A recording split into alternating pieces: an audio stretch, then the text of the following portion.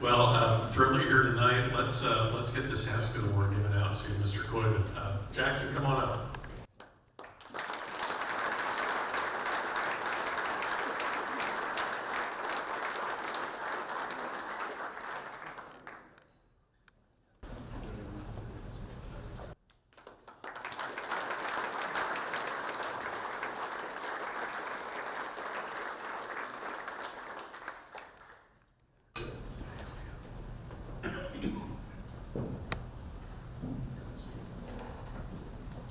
So Jackson, I'm going to get your coach up here as well. First of all, your freshman season was absolutely historic.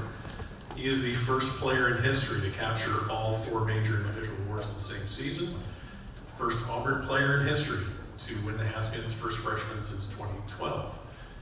There are a lot of individual achievements that I know that we can add on to that, but I think the biggest one for you was help lead your team to the program's first national championship. War you go!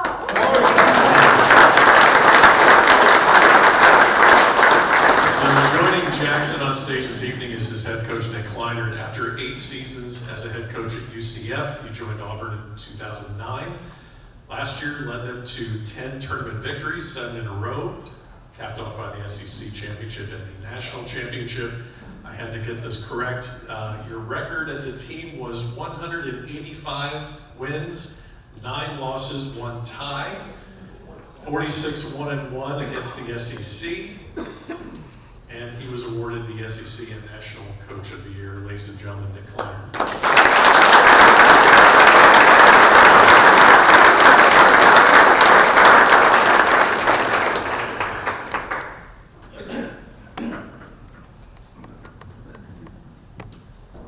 So,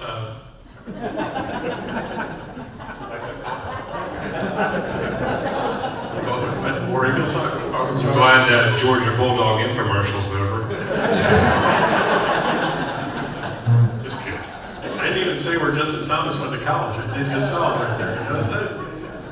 Let's start with a little bit of back information.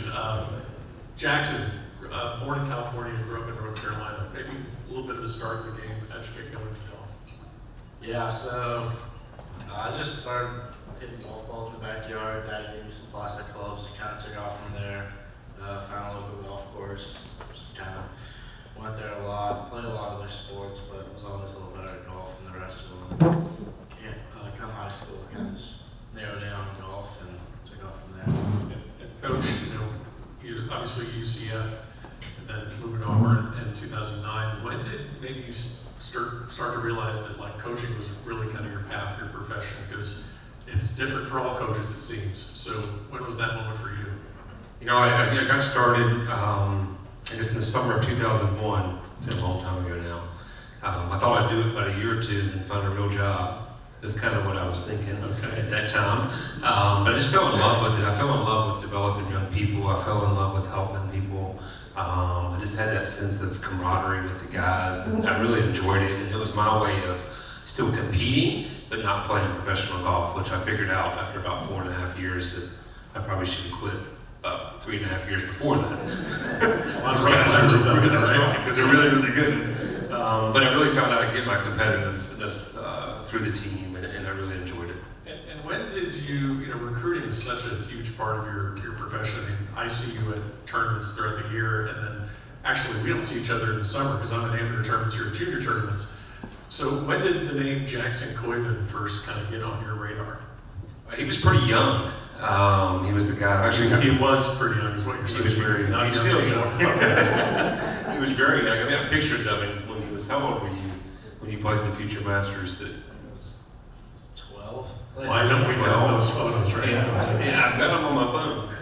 But he had Auburn, shirt on. I think he drove through campus with his mom and saw campus, and I saw pictures of him in a bookstore buying an Auburn hoodie or an Auburn sweatshirt or whatever.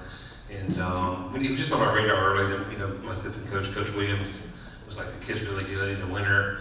He played a lot of stuff out in Northern California. He just kept winning and winning and winning. So there's value. He wasn't necessarily just chasing a certain tour. He was learning how to win. He was learning how to compete. And it was something that really stood out to us. And Jackson, obviously there were other schools, I'm sure, interested in acquiring your services as a collegiate golfer. You don't need to mention my name just in case they're in the room. I didn't know there was any other schools in the country. Yeah, sure. But if there was another school that was interested, what stood out about Auburn too? I think just the team aspect. The guys on the team were really good to me, and the coaches, I think, are the best in the country. The awards say so, but Thank you, Jackson. as people, I think they're some of the best people in the country. So that kind of drew me there, and then just the aspect of Auburn, just felt like I was at home. Now, Coach, freshmen typically make freshman mistakes. It's a lot for them. They're moving in from junior golf to they're moving into college, and they have different circles and classes and things they need to get sorted out. It's a different structure. Teammates. What are maybe some of the things that, obviously, he didn't do much wrong last year, apparently, unless there's something you want to share. But like, what are kind of the typical freshman mistakes that he didn't make that you were maybe surprised at with any other freshman would make? That he didn't make? Yeah, I mean, like, what can you explain that he just kind of naturally made that transition pretty quickly? And the first thing I want to say is I just want to say thanks for the team to be here. I appreciate you guys. I love you guys.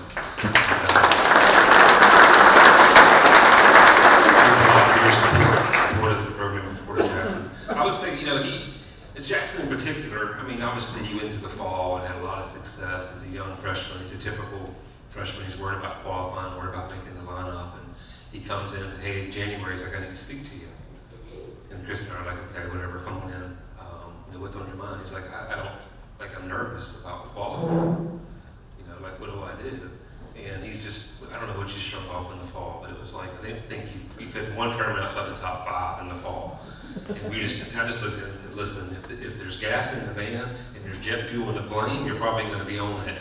Okay? So just don't worry about getting better and playing good golf. But I don't know this, he's just he's a pretty straight-laced kid. And, all he does is practice. If anything, he probably maybe can over-practice. He needs to learn how to take a break, but you tell him to take a day off, he's like, I'm taking tomorrow off, and then you look out the window, and guess who's whacking drivers? It's him. Tomorrow never comes. National Player of the Year sitting next to you, you're the National Coach of the Year. Chris Williams, National Assistant Coach of the Year, congratulations. National Assistant Coach, but he's an Associate Head Coach, so I don't know what we do about that, but yeah. Change that award. He was actually teammates with us at the 2011 Walker Cup. Yes, 100%. I was going to ask if I'm missing someone, but you just recognized the team. Let's recognize one. Mr. Ryan Eshelman, recent winner of the Tom Cousins Award. Go ahead and brag on Mr. Eshelman for us. He's just a first-class young man, and just to go over what he does for the program, he's been a SAC representative, Student Athlete Advisory Council for I think 4 straight years, never missed a meeting, and he makes great grades, he's a good leader, he's very vocal, and I just can't say enough good things about him. Congratulations on the Tom Cousins Award. So these are great accomplishments. You won, I guess, just about everything you could win last year, so naturally you want to have the same success this year. How do you message this team after such an incredible year? How do you keep them motivated, grounded? Like, what's your approach alongside Coach Williams and Coach Alexander? You guys need to play better. There it is. Okay. There it is. Done. Okay. But no, all due respect. I mean, we talked as a team at the beginning of the year and said, last year's is in the past, and congratulations, that's great. But we got to flip the script. And this is the new team, it's the new year, and we got to keep getting working, we got to keep getting better. And everything in life is earned. Nothing's given to you, and they know that. And we got to keep competing and see where the chips fall in come May. Coach Williams has his experiences. He also, like I said, Buddy Alexander, he won a national championship with Florida. What are their strengths compared to maybe yours? I don't want you to mention your weaknesses. Chris is a lot more mellow than I am. Okay. So, I'm pretty type A. But they bring wisdom. I mean, Buddy brings, obviously he's been coaching at University of Florida forever, and just about experience and the wisdom and things that Chris and I can lean on him against. And then, Chris is an incredible person. He's an incredible recruiter. He relates really well with the team, and he's a great player.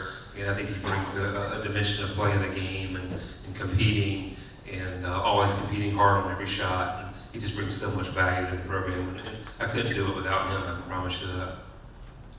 Jackson, what do you think makes, I know what Coach said about the team and everyone works really hard, but you have a lot of personalities on this team.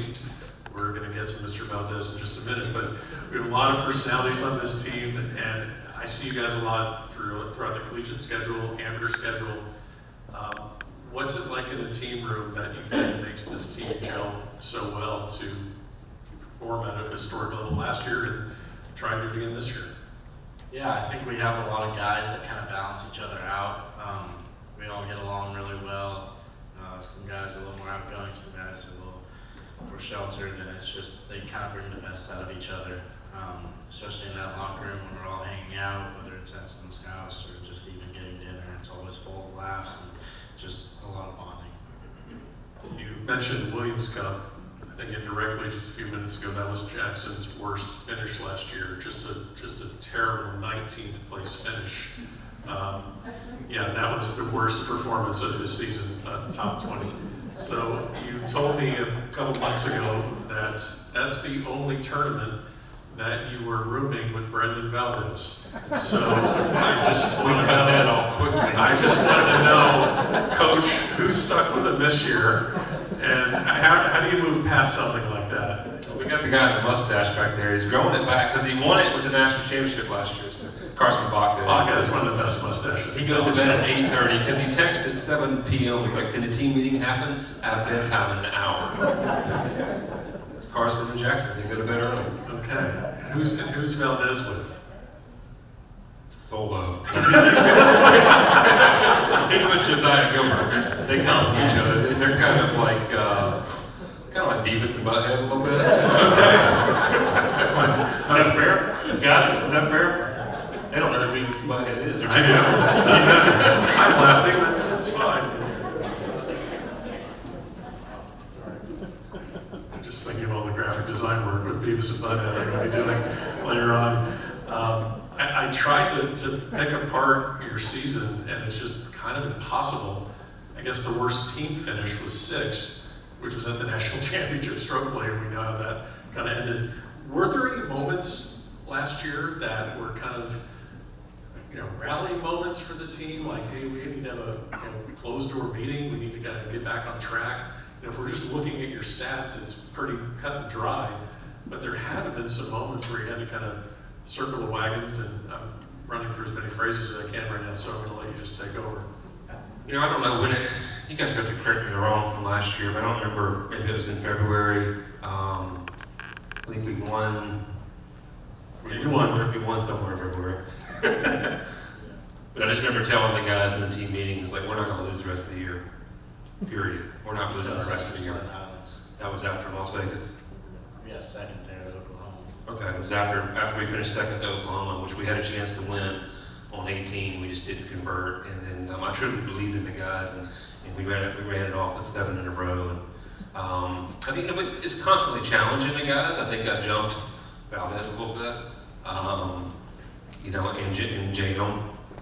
At the national championship. I kind of challenged them, and I was, it was pretty heated, and it was pretty, listen, we're competitors, right? But I really challenged them to step it up in match play, and because they didn't really perform that well in stroke play, and then they went out and they got the job done, and we couldn't have won without those 2 in the finals. Jackson, when you hear something like that as a freshman, when your coach says to you, we're not losing the rest of the year, how does that resonate with you? It's not like a senior that's thinking, well, this is my last shot at it, of course, but you're a freshman. Yeah, it's just makes you want to work harder. You don't let them down. Obviously we talk about not having expectations, but we're allowed to have goals, and if our goals are to win out, work pretty hard to do that, and I think we all put in the work last year, and it kind of showed. The fast forward to the national championship, so 4 rounds of stroke play, the first day of matches are a really long day, so you had Virginia in the quarters, you had Ohio State in the semis. That's a very, very long day. So instead of asking you what the night was like, I'm sure everyone was just completely exhausted. The finals were at, 3 p.m. local, I think was the last group off, something like that. What does the coaching staff do? What do the players do? I'll let you both kind of go back and forth on this. Yeah. What do you do with all that time to kill when you get the biggest match of the year coming up? Yeah, it's just making sure you get enough rest, but not too much rest where you're like drowsy. Those 3 p.m. tee times can get hard because you're just kind of sitting around and doing nothing. Just gotta get up, walk around, keep the blood flow going, and those 4 days before the stroke play really take a lot out of you. So, kind of managing, what you eat and how much sleep you're getting is always really important, so you're feeling good for the next day. Coach, Auburn's never won the national championship. What do you do during that day? Pace. Pace around the hotel room. I think my wife told me to go out for a walk or whatever, but just really honestly make sure they're fed, make sure they know, what the schedule is for the rest of the day, and just go compete hard, compete for the brand. Number one, compete for each other, compete for yourself, compete for your families, and let's go lay it all on the line. And if we execute it, then we're going to come out victorious. The lasting image is J.M. Butler closing out that final match, and then his teammates rewarding him by just tackling him on the 18th green, or 16th green, I believe it was, 17th green. We see that on Golf Channel, where you're lucky enough for us to see it in person. But then there's that 24 to 48 hours afterwards. No one knows what goes on with the staff and with the players, so can both of you kind of share your memories of those 24, 48 hours? Just filter it a little bit for, I'm gonna be brutally honest. I went to bed. Okay. Baca, is that true? Okay, Well, I told you they were golf nerds. all right. We hung out a little bit, kind of walked around with the trophy or whatever, and it just got to like 10 o'clock and it kind of hit us like a train. Okay. If I give the microphone to Valdez, is he going to have anything better to say or something? I'll say this though. I think we, obviously we didn't have dinner till 10:30 at night. It seemed like in the clubhouse, and the clubhouse was packed. It still had all the people, the resort people, La Costa, and then the team came back up there in the national championship T-shirts, and Jay Young's got the trophy, and the whole place just erupted in applause. And I thought that was kind of gave you goosebumps.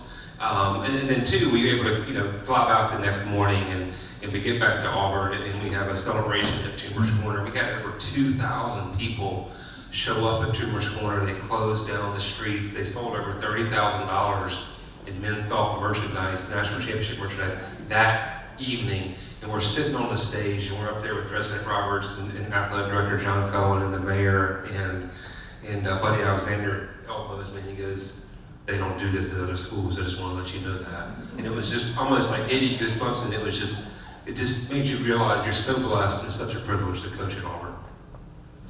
Let's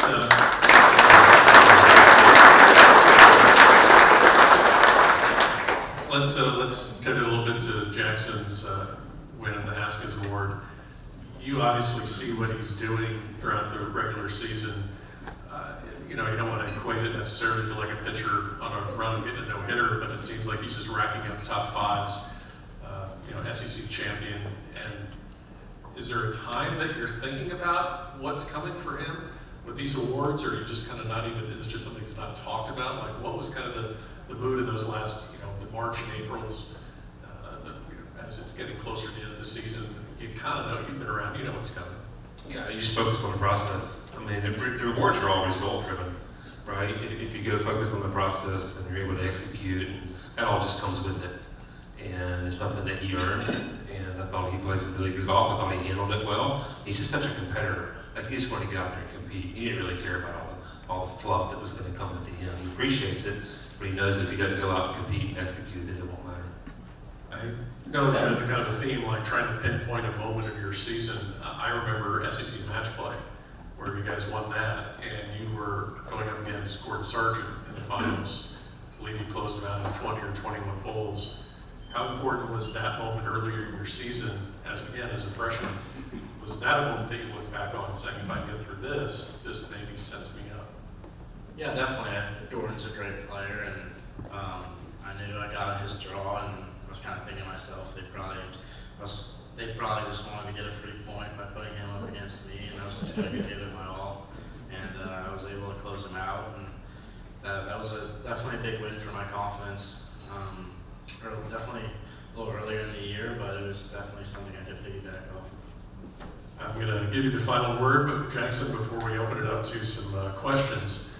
But you're the Haskins Award winner. Again, this award is voted on by players, coaches, people that are deeply involved with the world of college golf. It's everyone who knows this faction of the game.